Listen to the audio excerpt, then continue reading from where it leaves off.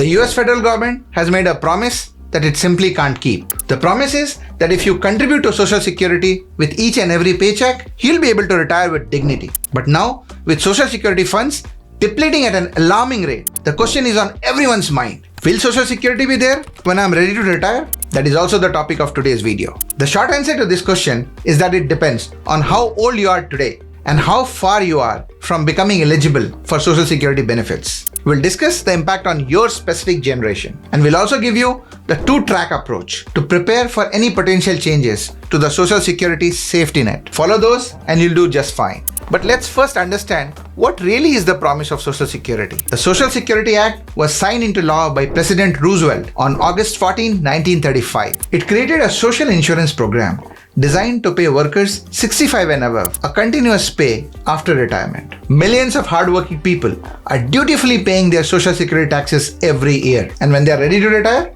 they're looking forward to collecting those benefits. It's like getting a reward for all those years of hustle. And boy, do Americans love and support Social Security? A 2020 survey by AARP found over 90% support for Social Security. But, and it's a big but, the number of retirees getting those Social Security checks is growing at a much faster rate than number of people who are contributing into the pot. That's a big problem. If things keep on this track, by the time 2033 rolls around, the Social Security Trust Fund may be as empty as your fridge after a midnight snack attack. Not great news, right? But hey, you're not alone in raising an eyebrow on this. I mean, in 2020, around 50 million retirees were enjoying Social Security benefits. But according to Social Security trustees, come 2034, these retirees will have to tighten their belt a little. If Congress doesn't swoop in to save the day, the benefit checks would be around 23% lighter than what you and I expect. Honestly, it's not shocking that people are a bit uneasy about this whole Social Security scenario. And while it's okay to be concerned, I would argue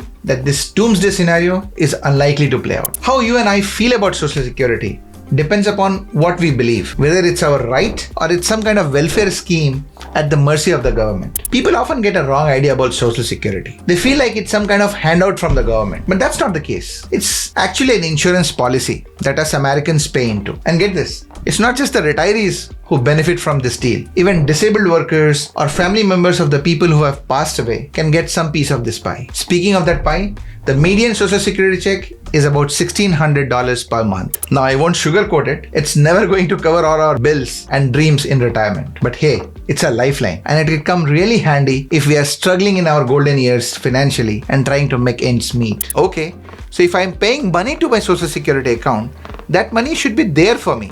I don't see why there should be a concern. Good question. The concern comes from the unique way in which Social Security is set up and paid. The fuel that keeps the Social Security engine chugging are those payroll tax deductions. Yes, those little chunks taken out of every paycheck of yours. They are keeping the lights on. The Social Security payroll tax rate is at 6.2%. So you're paying 6.2 and your employer is paying 6.2 as well. And if you're a self-employed person, that you are responsible for paying the entire 12.4%. Okay, I get it. It's like a 401k contribution, right? See, Social Security is handled very differently than say a 401k. In case of 401k, you contribute to an account that you own completely. Your money is yours alone. But there is a big twist when it comes to Social Security. The money that you're contributing doesn't get locked away in a special account just for you. No, it's more like a communal pool. Your contributions, along with everyone else, actually fund the current benefits that the current retirees are enjoying. Now remember this, for every dollar that you pay into Social Security, about 85 cents go into the Social Security Trust Fund that pays for the benefits of current retirees and their families, and also for families of those who have passed away. The another 15%, it gets into another fund that covers the benefit given to disabled workers and their families. For a while, actually there was additional money coming in the Social Security Trust Fund than it's needed. It was almost like an extra stash. So the money coming from payroll taxes was much more than the money going out in benefits. But as time rolls on, things are changing. For a past decade or so, there have been shrinking number of workers paying for a growing number of beneficiaries. Why? Well, the birth rate in US actually started dropping after the post-World War II baby boomer era. So there are fewer people entering the workforce. At the current rate, by 2034, these extra reserves will run completely dry. And you know what that means? That means the Social Security Trust Fund will be able to cover only 77% of the benefits promised to retirees. Yeah, that's quite a drop. Unless Uncle Sam decides to tweak the rules, beneficiaries and retirees will really see their checks coming down. Oh, I understand the risk now. But what about me personally? While it's very difficult to analyze your specific situation in a generic video like this, we can draw fairly accurate conclusion based on the generation that you belong to. So you're a baby boomer. If you're already enjoying retirement, you might be in a pretty good spot. You may even get a little pay raise next year, adjusted for inflation. So your Social Security checks are slated to get a little bit more fatter, maybe above 1800. Hopefully, this extra dough will help you tackle those extra costs and increase prices of groceries, fuel, and everything else. You have made contributions all your life and deserve every bit of the benefits that you are getting. Gen Xers, that is if you are born between 1965 to 1980, my advice to you is be ready for change. Social Security might undergo some tweaks over the next decade. Now, if your retirement is around the corner, but you are not there yet completely, there is a neat trick that I would like to tell you. See, full retirement age at which you can claim Social Security is 67 for those born after 1960. But if you hold off on claiming Social Security till you are 70, then your benefits will go up by 8%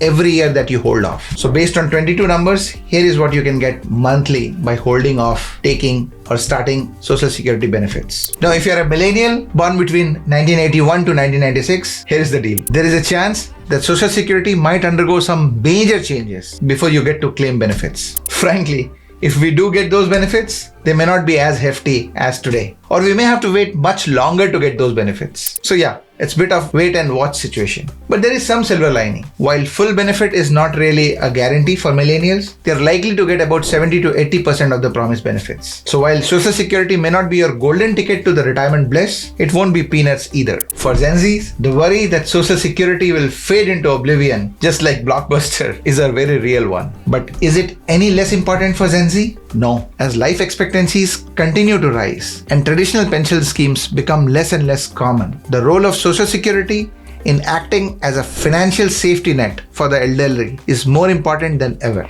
According to projections from Social Security Administration, if there were significant cuts to Social Security benefits, the poverty rate among seniors 60 and above is going to rise significantly. So if you are in Gen Z, you do need to worry, even though you are the one who are furthest away from retirement. But Amit, didn't you say that you're going to talk about the two-track approach that Gen Zers can take to avoid this catastrophe? Yes, Gen Z needs to take this two-track approach. Track 1, own your destiny. One key step would be to build your own financial safety net through smart investments. Calculating how much do you need to retire without factoring in Social Security is a crucial aspect of this preparation. That way, you can mitigate any impact of Social Security changes on your retirement preparations. Even supplementing Social Security requires you to be very proactive on your investments. Starting early and saving consistently is essential, even if you're saving a very small percentage of your income, at least initially. The recommended goal is to save between 10 to 15% of your annual income. And employer matched contributions to 401k should be maximized and prioritized. That's essentially like getting free money. Exploring individual retirement accounts is also a wide move. You should explore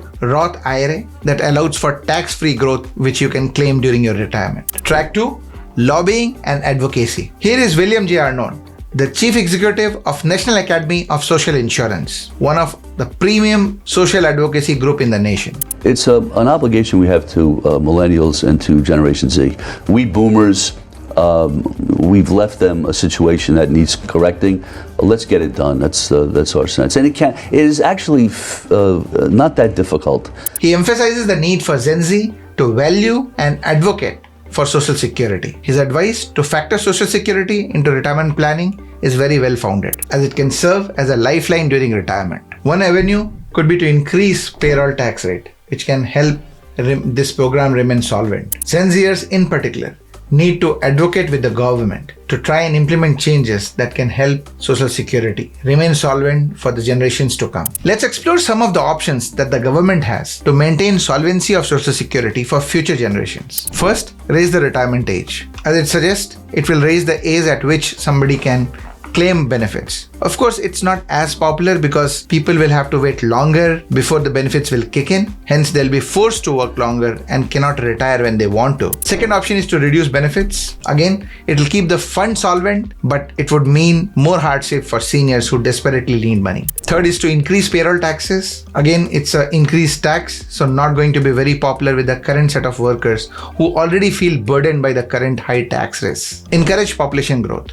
That means encouraging immigration and exploring ways to increase birth rates. However, it's going to take a long time, so it's not an immediate solution. Investing the trust fund. Now, this is again risky, but something that has been talked about for long. Currently, the Social Security trust funds are only invested in certain US Treasury bonds, which are very safe but offer very low returns. So one suggestion is to invest portion of the Social Security fund into stock market and potentially generate higher returns. Finally, Gen Zers should work with their representatives to look at further legislative reforms that can help the Social Security fund remain solvent. Thanks for watching. This was a serious discussion, but an important one because pretty much every one of us is going to be impacted by what happens to Social Security. And as I highlighted in this video, the younger generation is actually going to be impacted much more. I hope you found this insightful and useful. If you did, please give it a thumbs up and come back for my next video. Bye-bye.